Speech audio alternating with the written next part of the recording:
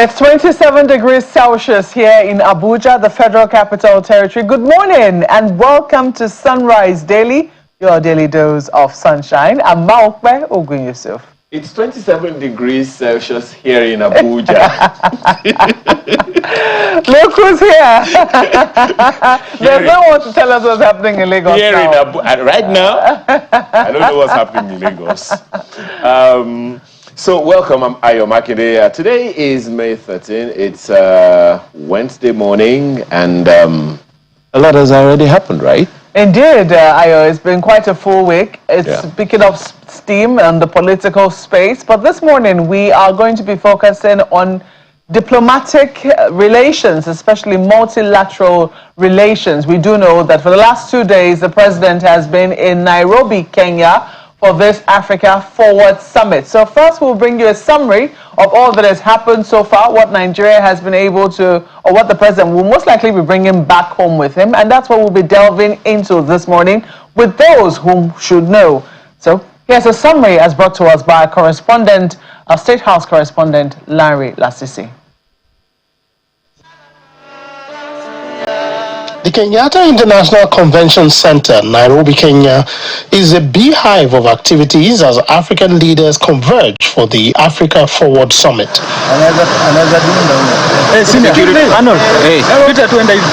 President Bola Tinubu arrives at the venue and is warmly welcomed by President of Kenya, William Ruto. A short while later, the president led into the hall for the opening ceremony of the summit. Your Excellency, Dr. William Samoei Ruto.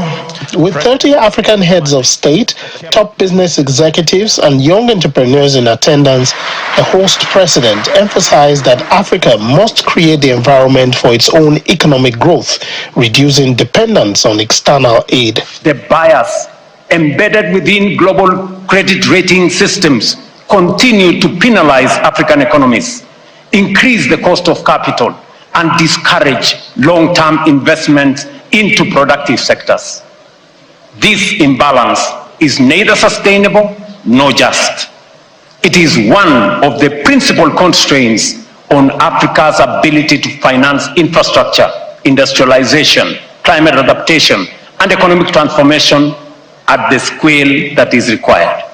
Africa must increasingly finance Africa. The co-host and president of France outlined the new approach of France to Africa, focusing on partnership, investment, and youth engagement. This agenda for peace and prosperity is something that I truly aspire to.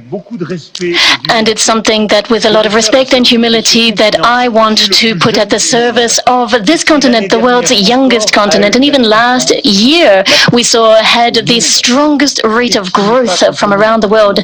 So it's not only the continent of the future, it's already a power and a strength in the world today. And I am proud to be standing at your side and to try humbly to build with you this agenda in which we will be investing heavily. We want to work with you. The United Nations Secretary General called on the world to acknowledge Africa's unwavering determination to rise and shape its own future. This is not a continent waiting for solutions. This is a continent producing them. But let us be honest about what stands in Africa's way. A global system designed without Africa and still largely operating without Africa, perpetuating century-old injustices. A continent of more than 1.5 billion people with no permanent seats on the UN Security Council, as was referred by President William Ruto. It's expected that a Nairobi declaration will be adopted at the end of the summit, covering the 8 key themes of the summit with concrete and action-oriented deliverables, including potential deals and commitments from the private sector. Larry Lasisi, Channels Television News. Well, that's basically what we're sinking our teeth into this morning. The implications of the summit, what exactly African leaders will be going back to their respective countries with. And this morning we're speaking with somebody who has very clear ideas on what summits like this should produce for not just Africa, I mean, but individual countries within the African continent. And of course, France. We have joining us all the way from Ibadan, the Oyo State capital, Professor Oyebanji Oyelaran Oyeyinka, who is a scholar and researcher professor in economics, innovation, and technology management. I do know that he used to advise the president of the African Development Bank. It's good to have you with us this morning, Prof. I'm sure that you must have been watching very keenly activities happening in Nairobi, Kenya, and you must have had perhaps initial fears, or perhaps you were also with optimism. I'm unclear what it will be, but I know that you're a scholar, a student of history, and of course, a professor who has studied development all of his life. So you must have very clear ideas of what summits like this should produce. But myself and Ayo yesterday took up a guest on the fact that this is another France, or like not another power versus and Africa summit, as if Africa were a country by itself. I don't know what your thoughts were when you initially heard about this Africa Forward Summit.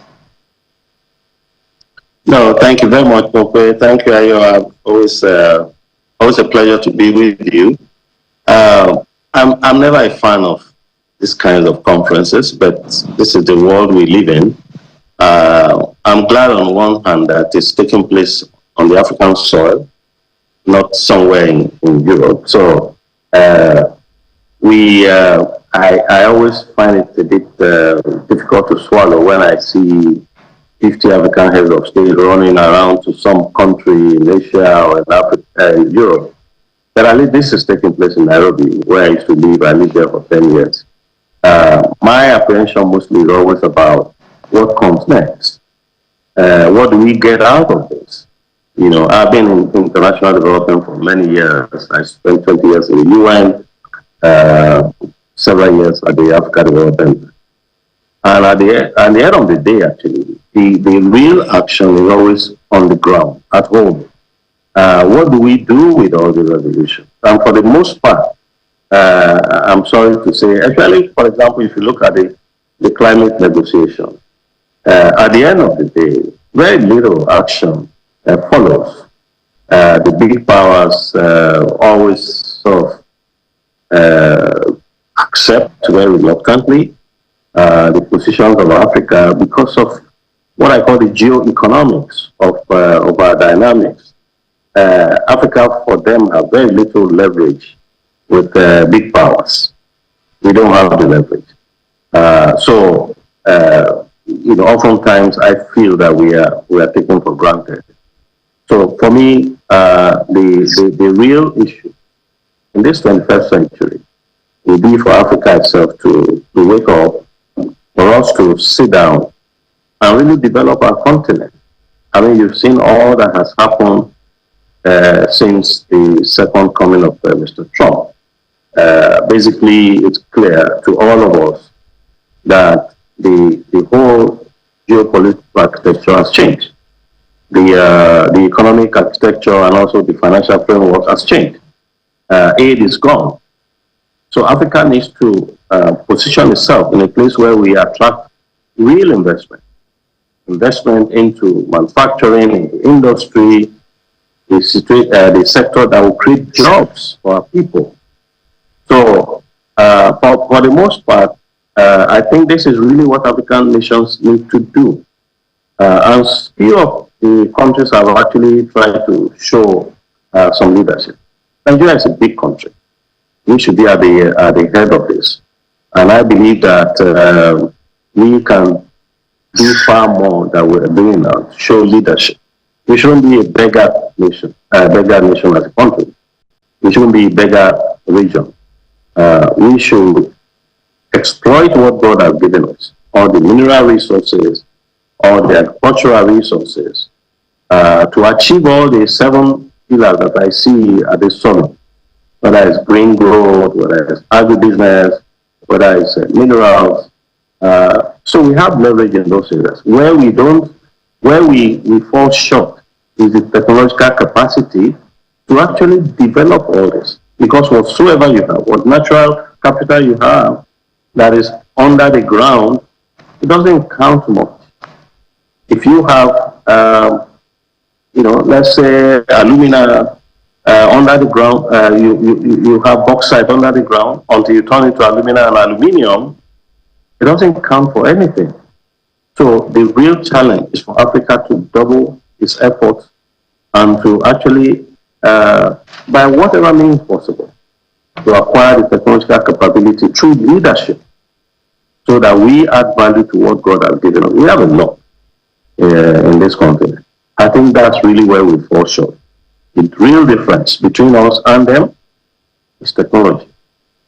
Indeed, technology. Some people also say perhaps leadership. I do not know if you will agree with that as well. I agree with you. I agree with you. Because it is leadership that will help bring about, this development which we require, and also bring forth the technology. Maybe we can even develop it ourselves. Who knows? But some people say, what's the need reinventing the wheel if it already exists? You just have to find ways to be able to adapt it. I see that you shared the reluctance of the pessimism a number of people already have when they see this sort of thing, Africa and whatever country or whatever power summit. And you did say that you're always not happy when you see African leaders. And this criticism has been long running. This criticism that is always Africa and one country. As if Africa were a country. Africa is not a country. It's made up of numerous countries, and you have different countries, gathering in that particular, different leaders of those countries. I wonder sometimes if our leaders have listened to this particular criticism, if they think it is worthwhile at all, and why you think it keeps happening. Why do you think that we keep having summits like this despite the criticism? No, I think, there's a lot of historical reasons. For the most part, big powers use bilateral relationships to divide us. When Africa, there's 54 African countries to the AU mechanism, for example, you take a position on something, the next thing you know, phones are ringing in the night. The president of one European country call another one call another one, and then the same result we get all the time. So it's about bilateral relationship that undermines the collective will of African heads of state. So I'm sure they know. And I don't want to use the word embarrassing. For most Africans who have the pride in their continent, for me, I always find it very embarrassing. You have, old men running around either in Washington or wherever, and the true embarrassment comes from what happens next. You can point to very little over time on this big summit. In fact, I stopped going to climate summits while I was at the UN at the bank for many years. I just don't go anymore.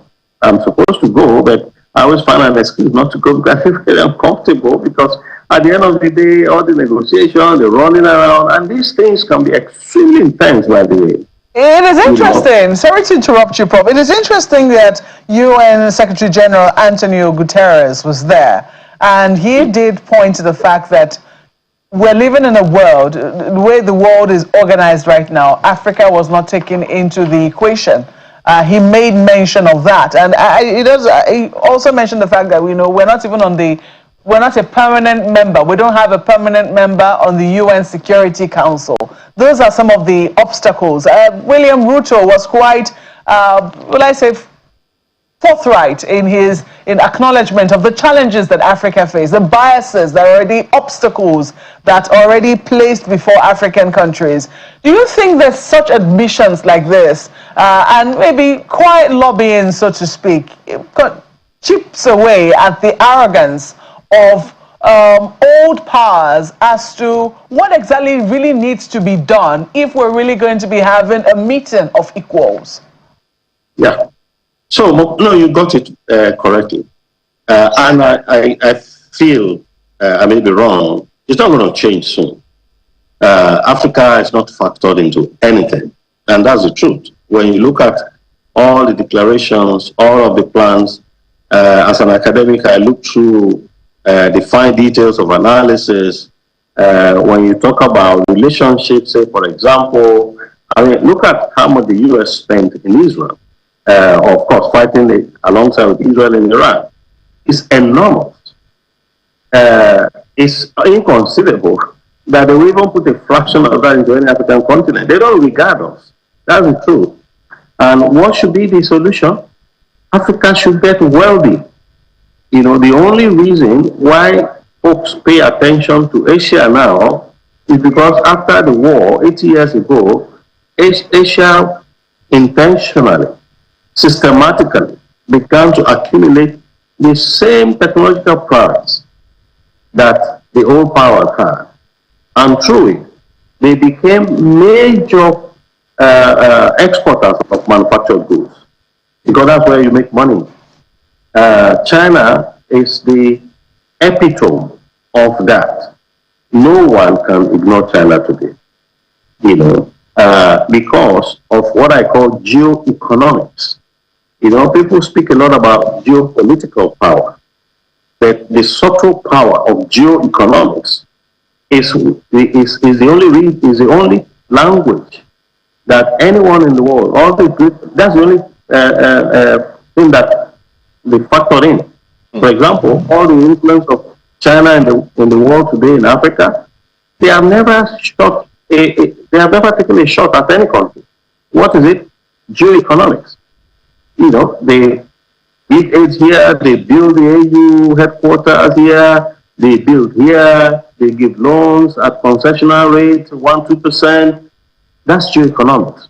They have used that soft power to gain a foothold everywhere, whether in Asia, whether in Africa.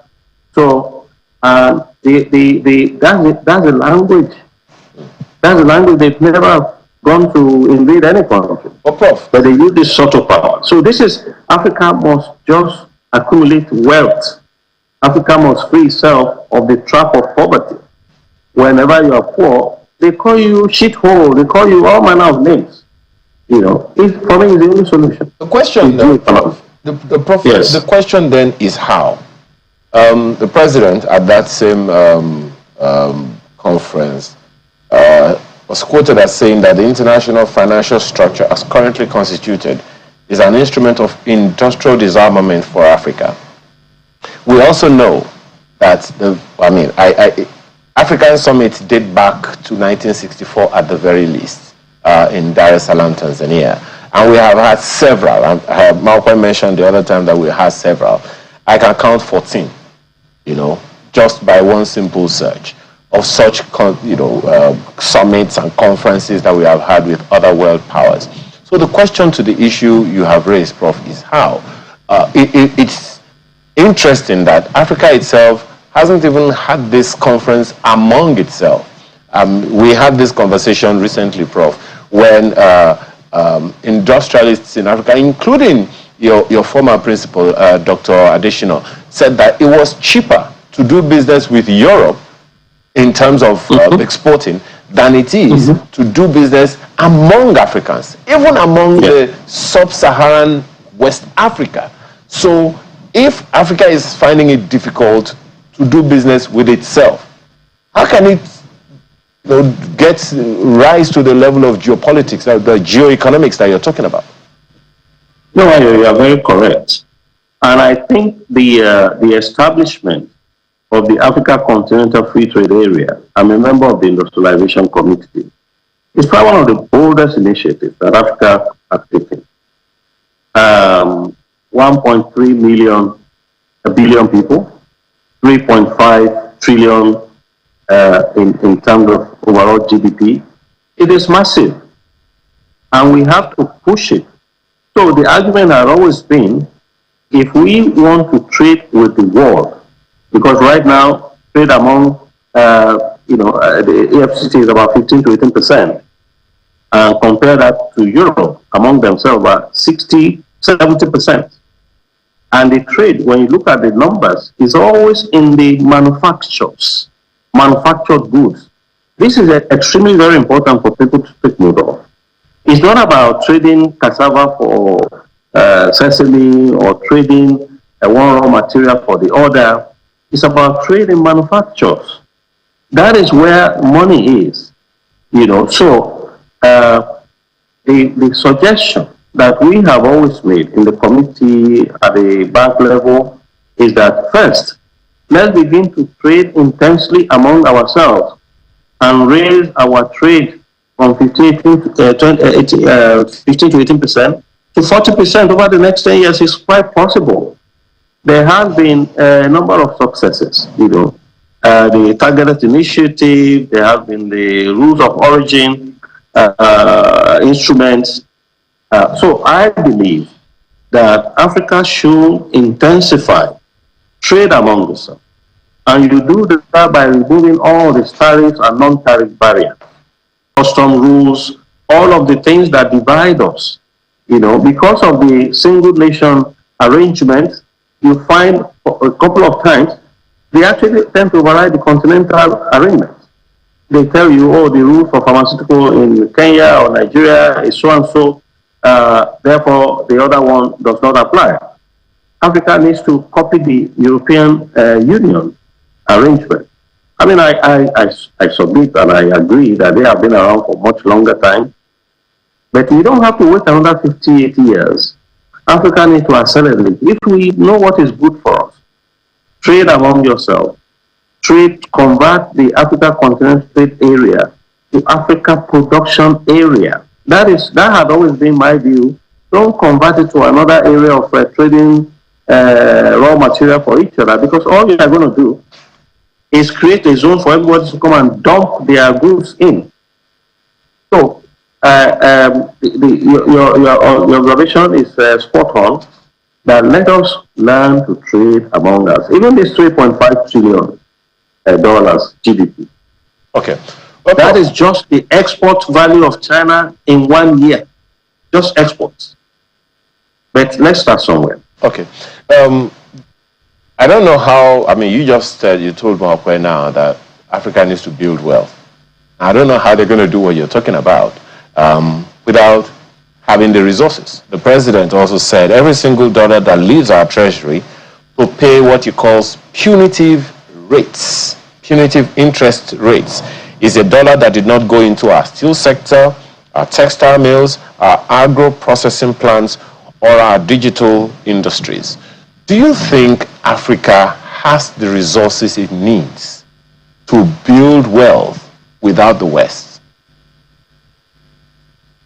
Yeah, so now you are talking about the global financial architecture, which had always been skewed against poor nations. And you're right.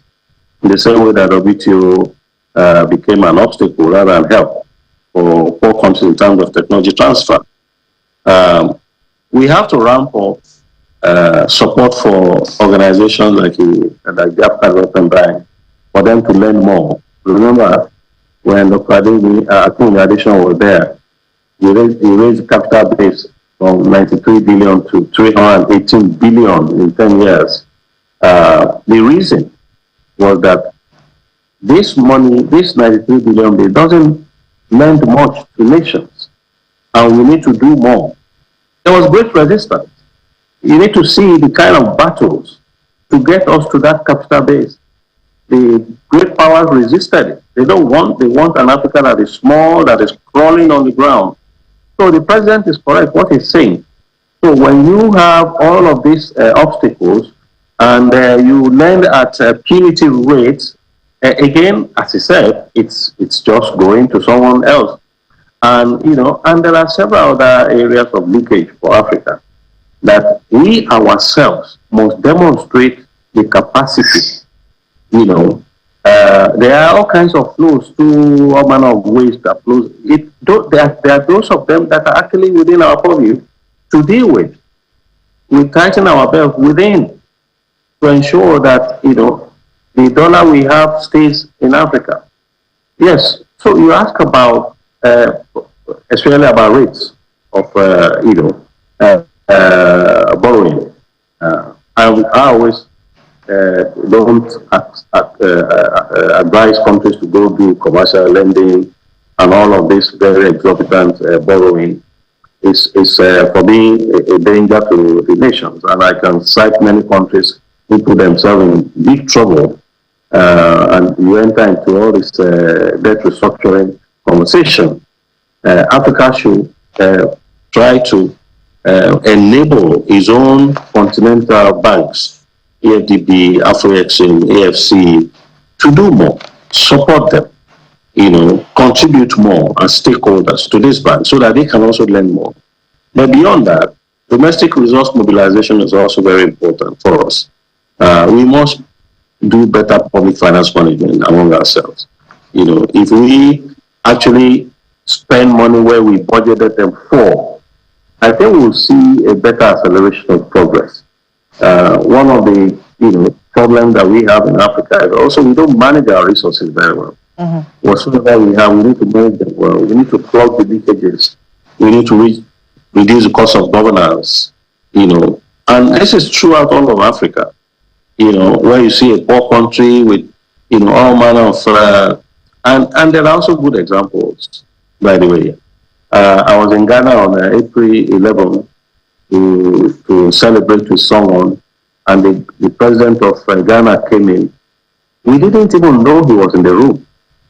Quietly, no noise, no siren, nothing. He just came in quietly. And when we were leaving, we were all leaving together. There was no security people, bouncing people, and we all left really totally impressed. Rather than have a portrait of 50 soldiers and whatever, So let's live simply within our means. Let's cut the cost of governance. Let's pour more money into development. Let's raise our human capital. Let's encourage young people, the youth of Africa. If we enable them, this is the innovation engine of the future, of now. Actually, I don't want to use this future thing anymore. This is the innovative engine of today. Look at all of the unicorns that you have all over in Africa. In Nigeria alone, several unicorns. That is companies that are priced above 1 billion. Money Point income growth, I think, is about 14 billion every year. So we can recreate many of these. There are so many out-of-the-box ways of raising domestic resources. So for me, that would be the way to go. Prof, we've seen excerpts of the president's speech, and in fairness, the president really went there. I just don't know how many speeches they were able to take within the day. I mean, if you have close to 30 African leaders gathered in one room and one major power in that same room, I wonder if they won't get tired of the speeches. But if our president was able to be one of the first speakers, very much like William Ruto was, William Ruto was clearly he's the host. He certainly will be given that privilege and the right to have his own speeches, shared first. But looking at the excerpts from our president's speech, it did appear that he also went there with a very solid agenda to also say what the challenges we're facing are, what we've done at home, maybe I should say what he has done. We're all paying the price, though, for what he has done at home, and what they're actually hoping to come out of this summit with. They're very clear. He says Nigeria is not asking for charity. We're demanding a financial system that intentionally enables Africa to industrialize, to process its own materials, refine its own crude oil. He also addressed issues like migration. He says cooperation must address root causes in countries of origin. People who have jobs, security, and hope at home do not typically risk their lives on the back of a smuggler's truck. So these are some of the things. The question is, you've said this before, you don't quite have a lot of hope or optimism on the things that leaders come back with. But this is a speech that is supposed to elicit a certain type of reaction, a certain type of action, so to speak. What do you think Nigeria should be, or Nigerians should be looking at to say that perhaps this conference was different, or this conference is different, and maybe might be encouraged to say, if they're doing other conferences like this, it will be worthwhile, it'll be worth our while to be a part of it? No, okay, I think leadership, it's a cliche that is true, is by example. The point that you have raised is spot on. Leaders must show example. Leaders must lead the way. And the people always follow when they see good leadership. So after all of the external, and I don't know how many people are actually watching, when you look at the totality of Nigerians, I'm not even sure how many people know there's a summit going on, and that's why I've been saying that for me, it's about what happened the day after, the aftermath. Honestly, I think that, at the end of the day, it's about demonstrable action on the ground, that our leaders will show that they have compassion, that they have empathy, that they have the good of the people at heart. I was going to say, if they did not have it before they went to that conference, going there is not. They won't have it. It's not going to change it. So but usually when they're going for conferences like that, there's something they tell us. So we're going to go and bring. Yeah. So what do you think we need to see that they brought back from the conference that will make it justifiable that conferences like this hold in the first instance? You can see I'm struggling too, because it's not the first time. Every year we go for hunger, we go for this, we go for that, and that's why I kept emphasizing that leadership by example. From this conference, Africa Forward. Africa Forward is Africa at the center. For me, Africa should be at the center. Our leaders should emphasize that Africa is already at the center. To say forward means that there was somewhere backward, which metaphorically is. So, but the point is, this is taking place on the African soil, and I would like to see Africa at center stage. I would like to see demonstrable action from the other side also, that they can show that Africa matters a lot to them, because Africa matters a lot for the future. 65% of all uncultivated arable land in the world is in Africa. Minerals, cobalt, lithium, they're all here. But how do we engage ourselves? How do we position our own geoeconomics to the point that we can show the world that we care for what God has given us? So at the end of it, it's about people seeing you that you yourself are behaving properly. I want to use that. Okay, so you want to see African leaders behave better.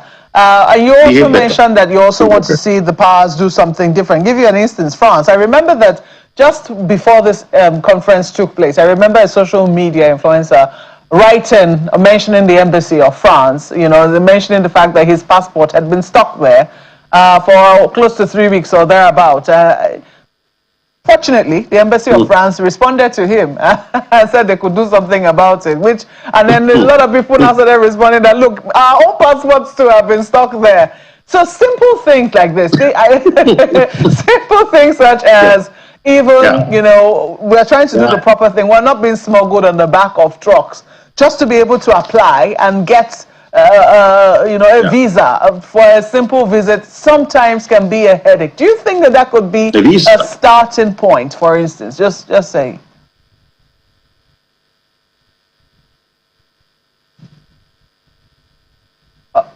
Can you hear me? Yeah, it's got stuck a little bit, but it's back now, I think. Okay, yes, we can hear you clearly. So I think this is really. Yeah, so this is why I was introducing the concept of geoeconomics. Your visa or your passport speaks a lot about how much you are respected, you know. And when you get someone's visa stuck in an embassy for weeks, it just shows the lack of respect. You know, I was actually totally shocked. I met a young man in Accra just 2 days ago, and we were having a discussion, and he was saying, oh, that he's trying to get a Ghanaian passport, a Nigerian guy. I said, but why? Oh, he said, because their passport can open many countries. Can you just imagine a Nigerian man, family man, is trying to convert himself to a Ghanaian because of visa? This is true story. This is 2 days ago. So visa, a passport speaks a lot about how much respect you get, whether in an embassy or at the airport, or somewhere, you know, holding in.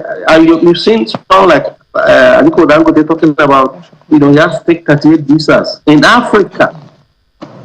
In Africa, not even in Europe. So these are the big obstacles that stand in the way of our trading, our relationship, you know, and we just need to be more aggressive about it. Africa needs to be more among our leaders. They should be a bit more aggressive. We should take more drastic measures to ensure that, you know, all of these insults to in the name of our passport, they should stop. So these countries don't respect your passport because you are poor, by the way. It comes back to where we started from. You know, it's poverty. They look at you as poor, this poor individual who's coming here to come and become a nuisance to our country. But when you go there, you know, on the back of a passport that has a strong economic portfolio behind it, you are better respected. It is true, Prof. We cannot but agree with you that there is work to be done at home. And then we need to be able to build more respect for ourselves so that others from the outside can look at us with respect. Prof, we have to thank you very much for speaking with us this morning. We sincerely hope that your fears will be allayed and that maybe this just might remove the embarrassment you feel about conferences like this. Thank you so much for speaking with us this morning. Professor Oyebanji Oyelaran Oyeyinka is a scholar and researcher, professor in economics, innovation, and technology management. Thank you once more for speaking with us. Thank you. Thank you. Thank you so much. Well, we'll take a break now. When we come back, we'll be looking at education. Remember that there was a meeting yesterday, about 2 days ago, where there was a policy meeting on education. And the Minister of Education has been speaking on some of the outcomes of that particular conference. We'll be taking a look at it when we come back from this break. Stay with us.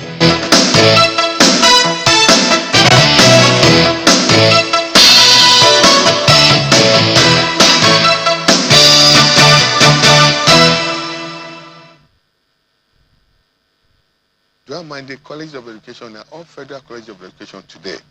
Most of them, except the ones that were founded 5 years and below, now offer dual mandate. Agree that students will now go, they'll enter as an NCE, they'll do 3 years. After 3 years, if they meet the requirement to go to universities, which is 5 credits, they'll continue and do another 2 years and get 2 degrees. 5 years, you get NCE, National College of Education diploma, and you get a B, Bachelor of Education diploma. That has really now put a College of Education into sustainability into the future. Before, once you have the NC, you can now go to university as direct entry to do 3 years. But we've minimized it now. You just now do one single entry. Okay. You do for NCE, anyone that goes to College of any of our College of Education now will now, and it's federal, until the state latch on. You go 3 years NCE.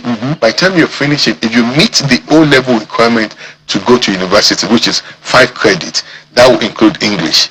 You can now continue for another 2 years to finish your bachelor's, and you get the bachelor's of education. So if you don't meet those requirements, you exit at NCE. Yeah. But the key thing beyond opening up more access is to now create pool of highly qualified teachers, and we're encouraging Nigerians to go, because we have these schools.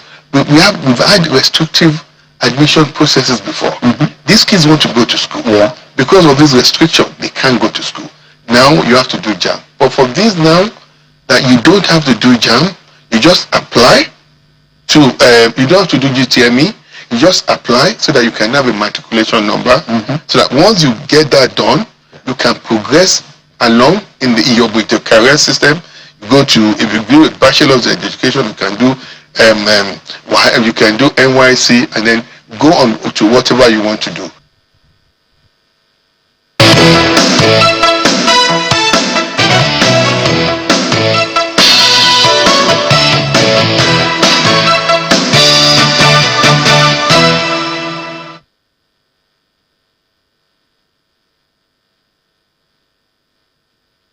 Thank you so much for staying with us on the program this morning. That and a number of other issues were raising this morning with Ahmad Suleiman, who is Associate Professor, is a former university legal officer and Secretary Security Committee. He is currently the Dean Faculty of Law, Northwest University in Kano. He joins us from our Kano studio this morning. Thank you so much for joining us, Prof. Thank you very much.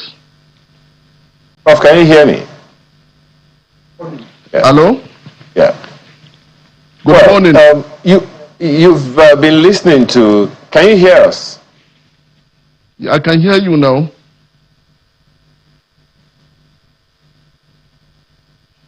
Okay, good. So, Prof, you must have listened to and followed the issues raised by the Minister of Education, particularly about those standards for the Nigerian Certificate of Education and all of that. What are your thoughts on those policies and the explanations it's given subsequently? We really need to overhaul our system, because if you look at the way things have been going, if this policy turnaround is not affected now, it's going to culminate into serious problems in the near future. Hello? It's going to culminate into serious educational, we can hear you. Go ahead, sir. Societal problem. We've had a very good streamlined policies before. These policies just out of somewhere are now broken down. Before a student leaves college, pass through remedial, or he passes through NCE, he has some maturity on the ground, then he moves into university. You now have a senior and mature student with you in class. But now as you have it, you find students not more than 18 leaving secondary school and joining the university. First of all, they are so vulnerable because of tender age and naivety. And then secondly, even the maturity. It also have social and moral consequence. So I think all this kind of policy rejig will check our system. And again, if you look at also the system we had before creates a lot of middle workers, because people go to NDE, people go to NCE and feed primary school teachers vacuum. Some people go into diploma and fill some gap. But now the linkage is so common. People want to leave. Hello? People want to just leave secondary school and go into degree. This is causing some social disharmony in the society. And that is why we are having the problems we are having now.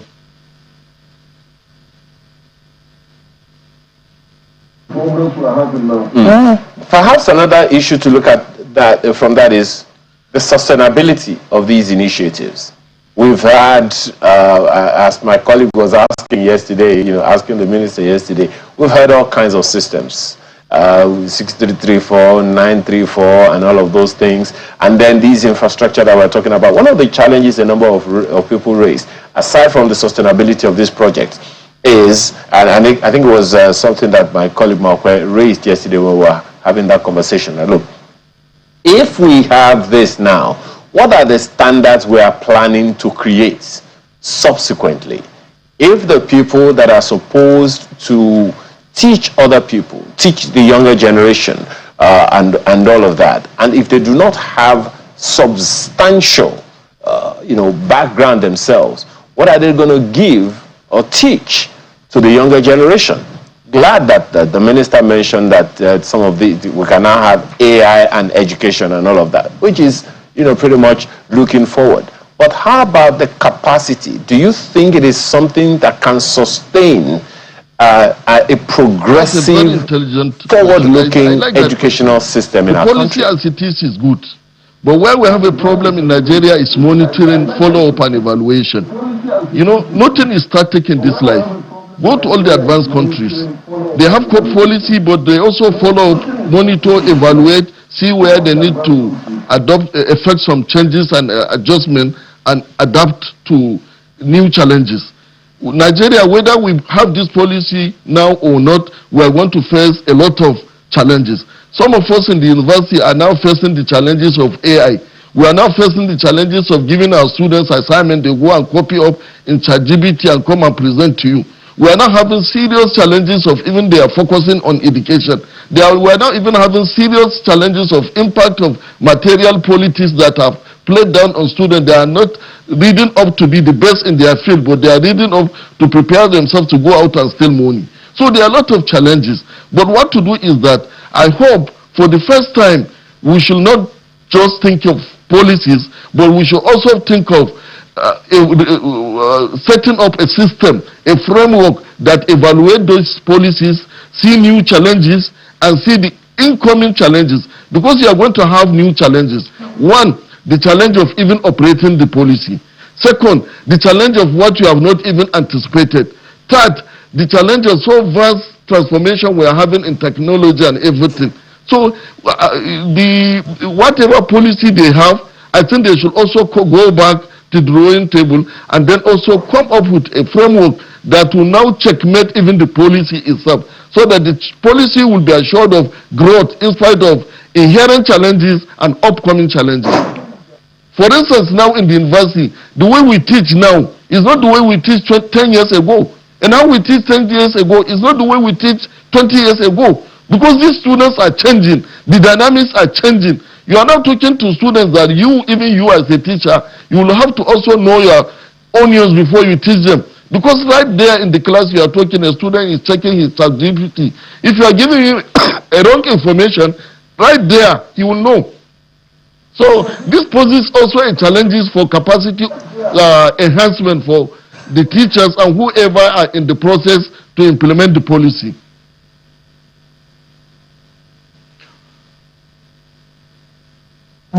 Well, we sincerely hope that this sort of myself and my colleague can help ourselves. I mean, imagine being fact-checked by his student right there in class because he or she is looking through ChatGPT.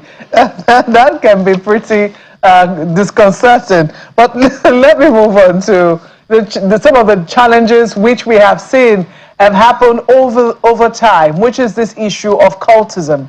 You have made reference to the fact that we're having children who are coming, or students who are coming in at a pretty tender age. Some people will say 18. If a child is 18, that person has now become an adult and should be a fit and proper person to be in an undergraduate program at the minimum. I mean, if we're not talking about a genius here.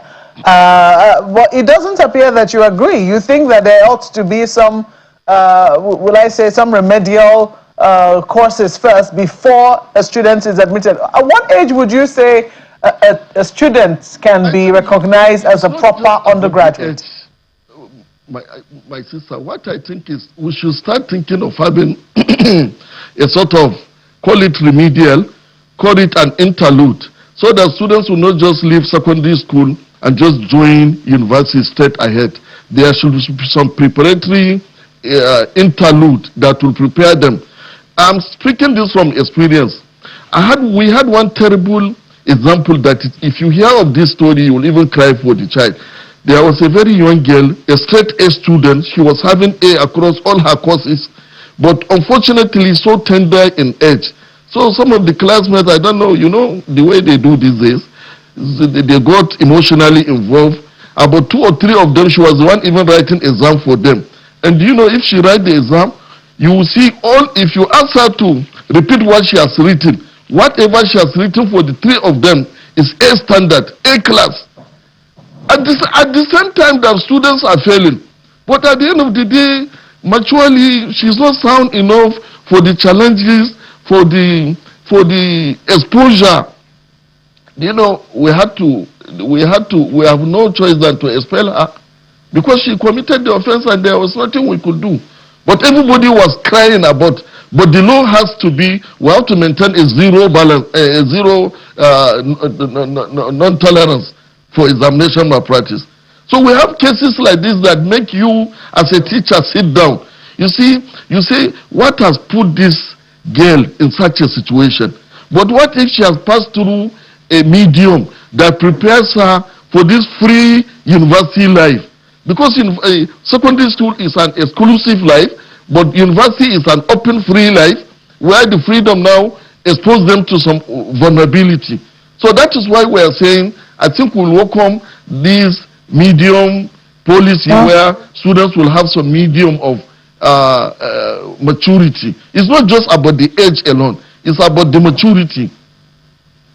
And that is why you are even well, it's very difficult. That's going to be very difficult to measure, Prof. But we have seen over the years, even in this issue of cultism, for instance. I mean, you have headed, you're a legal officer and secretary security committee at the ABU Zaria before your current appointment. Some people will say that this issue of cultism, we've seen it in waves. In the 90s, for instance, it was there. It was quite violent in the 90s. And at the time I went to school, it was still there, even though by that time it had tempered down somewhat. In recent times, we have now seen that it seems that we're experiencing a resurgence. And it's not just at the tertiary level. We're also we've seen acts of bullying in some secondary schools that look like something that cultists, like, you know, cults are being formed in those schools as well. So some people will say, is it so much maturity, or is it so much that we have left real parenting, maybe to just single parents? Because before they used to say that it takes a village to raise a child, and so everybody took care of, you know, a particular child. People would call you to order if you're doing things that you ought not to be doing, even if your parents are not there.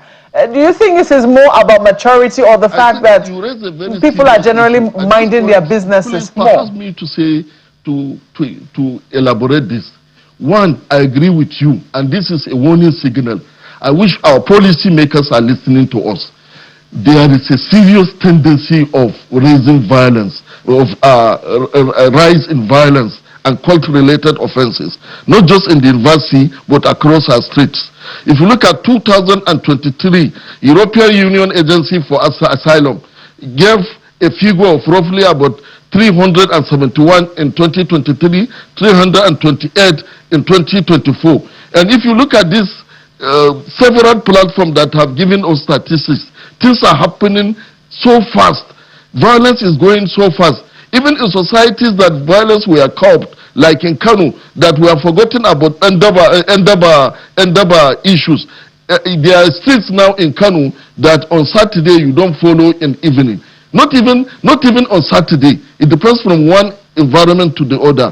So what we are saying, I agree with you. There are serious tendencies, and this is not a subject that you can finish at one time. Sociologists may tell you it is because the society is also failing. Here in the North before, everybody is a father. If you see any child misbehaving before, you don't need to know where he is coming from. You beat him and put him to order. If his father is there, he will even come to your house and thank you. But now this is not there. And that is why people are crying about Al-Majiri and all that.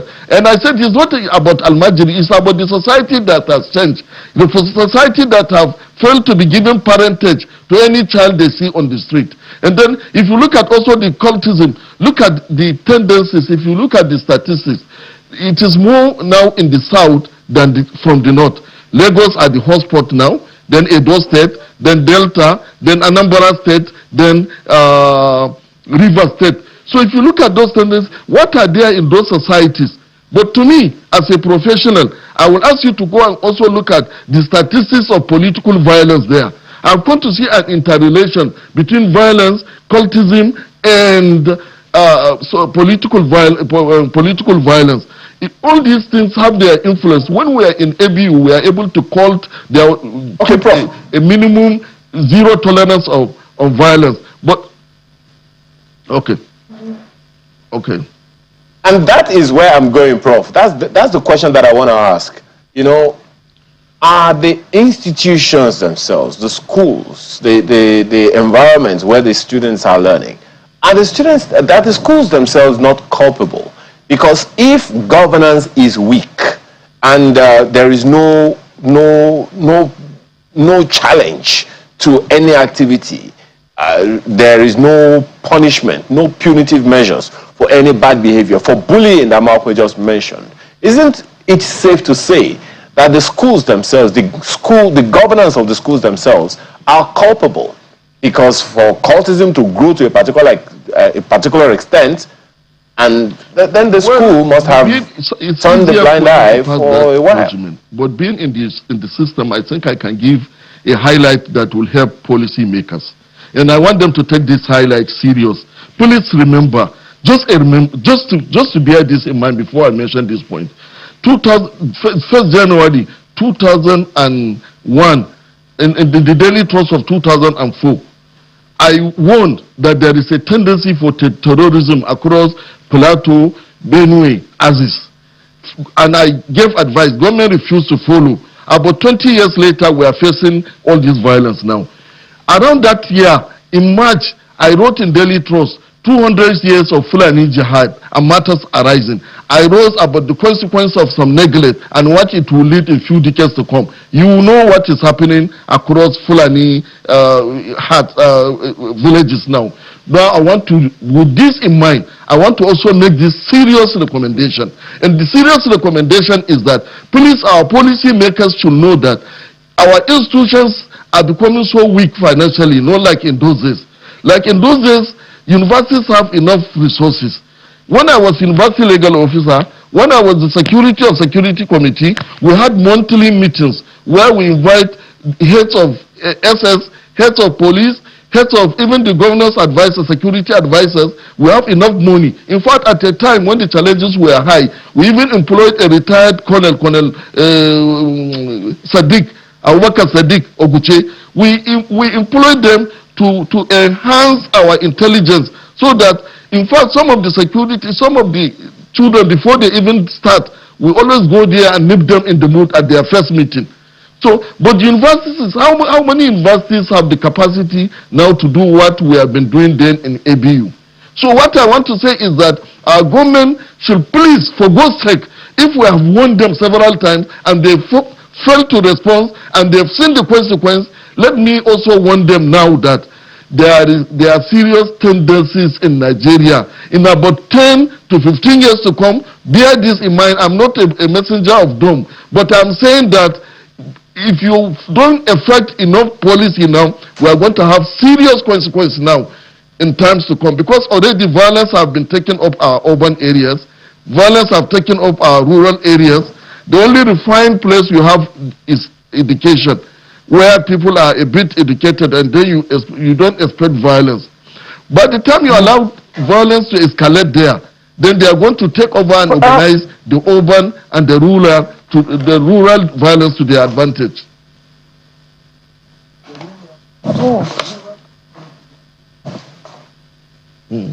We have to thank you very much. As some people say, a word is enough for the wise. As you said, you don't want to be a prophet of doom, but whoever it is that is listening really needs to take heed. We have to thank you for speaking with us. Ahmed Suleiman, who is Associate Professor and also currently Dean, Faculty of Law, Northwest University, Kano. Thank you so much for speaking with us this morning on Sunrise Daily. Well, that's how we draw the curtains on today's program. Thank you so much for being a part of it. I'm Malcolm Yusuf. And I'm Ayo Makinde. Business Morning is on the hour. Have a wonderful rest of your day.